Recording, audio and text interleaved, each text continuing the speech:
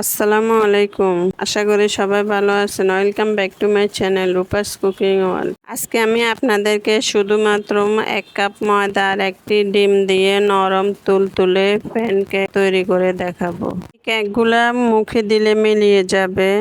এটা দেখতে যেমন সুন্দর, খেতেও সুস্বাদু মজাদার। ছোট বড় সবাই পছন্দ করবে। কেকটা আপনারা সকাল বিকেলের নাস্তা হিসেবে রাখতে পারেন। অবশ্যই ট্রাই করে দেখবেন।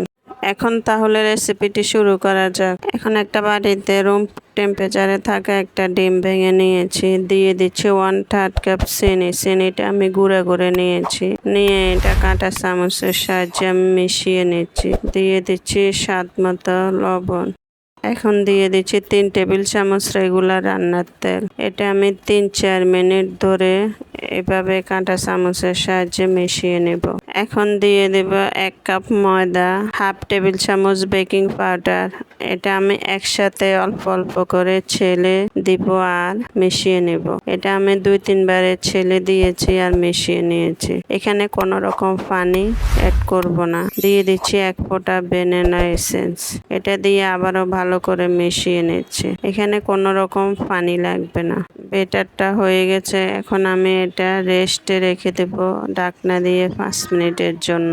ফিরে আসলাম 5 মিনিট পর। হাতে একটু ঘি মেখে আমি টেবিল চামচের সাহায্যে অল্প অল্প করে ব্যাটার নিয়ে আমি চামচ দিয়ে বানালে কেকগুলো এক মাপের হবে। আপনারা চাইলে শুধু হাত দিয়েও একটু ব্যাটার নিয়ে নিয়ে কেকের শেপে বানাতে পারেন, তাতে কোনো সমস্যা নেই।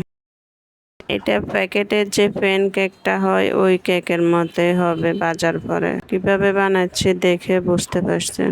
চুলার লো হিটে আমি পরিমাণ মতো তেল দিয়ে গরম করে নিয়েছি।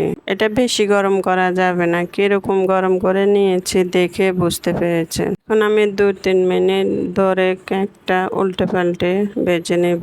কি সুন্দর করে ফুলে উঠেছে দেখে বুঝতে পারছেন। আমি সবগুলো কেক ভেজে নিয়েছি। এই কেকটা আপনারা মুখে দিলে মিলিয়ে যাবে। দেখে বুঝতে পারছেন এটা ভিতর থেকে কতটা পারফেক্ট ভাবে হয়েছে। সহজভাবে রেসিপিটি দেখানোর চেষ্টা করেছি। আশা করি ভিডিওটি ভালো লেগেছে। একটা লাইক দিয়ে চ্যানেলটি সাবস্ক্রাইব করে রাখার অনুরোধ রইল। আজকের মতো এখানে বিদায় নিচ্ছি। আল্লাহ হাফেজ।